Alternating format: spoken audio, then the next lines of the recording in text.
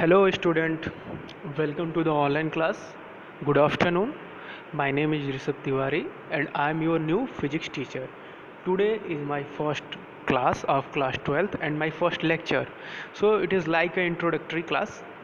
So we are going to discuss about a very most important chapter, electrostatic potential and capacitance.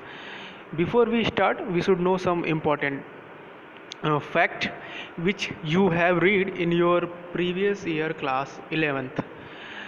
Potential energy, it helps you to understand the electrostatic potential because potential energy which you learned in your previous class 11th is it is the basis of this chapter. So if how much we know about potential energy which helps us in electrostatic potential. Okay, first of all हमको ये जान लेना चाहिए कि हमको electrostatic potential and capacitance में किन किन टॉपिकों को पढ़ना है. मैं कुछ गिने चुने टॉपिक्स को बताता हूँ. शुरू में इलेक्ट्रोस्टैटिक पोटेंशियल में हमको पढ़ना होगा इलेक्ट्रोस्टैटिक पोटेंशियल का डेफिनेशन होगा, वो स्केलर प्रॉपर्टी है या वेक्टर प्रॉपर्टी, इसको भी पढ़ना होगा. फिर इलेक्ट्रोस्टैटिक यानी इलेक्ट्रिक पोटेंशियल एनर्जी के बारे में पढ़ना होगा. फिर फिर इक्वी पोटेंशियल सरफेस डाइपोल हो गया, इक्वल चार्ज हो गया, यूनिफॉर्म इलेक्ट्रिक फील्ड हो गया. इन सब के बारे में हमको पढ़ना होगा. तो फर्स्ट हम लोग का जो टॉपिक होगा वो इलेक्ट्रिक पोटेंशियल होगा, उसका डेफिनेशन होगा. तो first of all before we start we should see the introduction of this chapter. So introduction को आप लोग केयरफुली देखिएगा.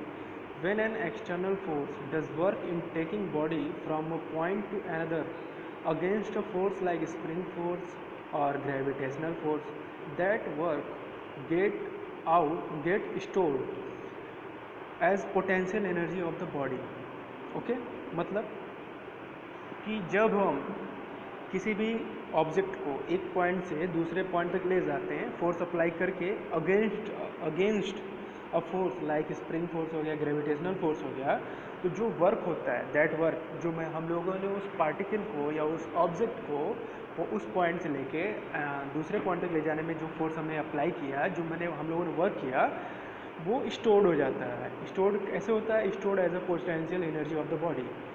So when external force is removed, the body moves gaining kinetic energy and losing an equal amount of potential energy. Means जब हम लोग external force को remove करते हैं तो जो बॉडी है वो moves gaining kinetic energy. External force को हम लोग जब रिमूव कर लेंगे तो बॉडी को क्या है, काइनेटिक एनर्जी को गेन करती है and losing equal amount of potential energy. And जो वर्क के थ्रू एनर्जी जो स्टोर्ड हुई थी पोटेंशियल एनर्जी वो लॉस होने लगता है.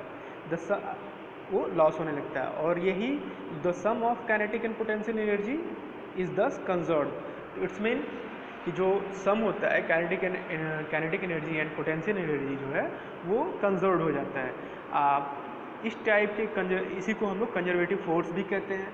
आप चाहे ग्रेविटेशनल फोर्स को ले लो, आप ग्रेविटेशनल फोर्स भी कंजर्वेटिव नेचर में कंजर्वेटिव फोर्स ही है, जिसको अभी मैं आपको ये जो थ्योरी है मैं उसको आपको ग्राफ के मतलब स्ट्रक्चर के माध्यम से बताता हूँ. सो इस स्ट्रक्चर को आप लोग ध्यान से देखिएगा.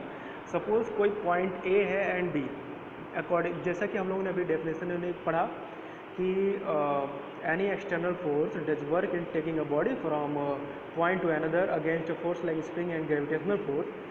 तो इस डेफिनेशन का मतलब यहाँ से आप लोग ध्यान से समझिएगा फिगर के माध्यम से कि एक कोई पॉइंट है, पॉइंट ए एंड बी, एक कोई लाइनिंग है ना, तो कोई एक पार्टिकल है इस पॉइंट ए के पास जिसको हम लोग किसी फोर्स जो उस पर फोर्स अप्लाइड करते हैं उसको पॉइंट ए से बी तक ले जाने के लिए अगेंस्ट द ग्रेविटेशनल फोर्स और स्प्रिंग लाइक फोर्स. तो जो हम लोग वर्क कर जो मतलब फोर्स अप्लाई करेंगे, तो फोर्स अप्लाई करने का मतलब क्या, हम एक वर्क कर रहे हैं. जो हम वर्क करेंगे अगेंस्ट मतलब कि ग्रेविटेशनल फोर्स या स्प्रिंग लाइक फोर्स के, तो जो एनर्जी है जो ये वर्क है वो ये कंजर्व्ड हो जाती है, मतलब उसके अंदर स्टोर हो जाती है. उसी को हम लोग पोटेंशियल एनर्जी कहते हैं. अब नेक्स्ट लेक्चर में हम लोग पढ़ेंगे इलेक्ट्रिक पोटेंशियल का डेफिनेशन एंड उसको हम लोग कैसे डिराइव करते हैं, उसके फार्मूलाज को हो गया, उसके वो स्केलर है या वेक्टर प्रॉपर्टी है। इसके बाद हम लोग इलेक्ट्रिक पोटेंशियल एनर्जी पढ़ेंगे। आज के लिए इतना ही, नेक्स्ट लेक्चर में मिलते हैं। Okay, bye.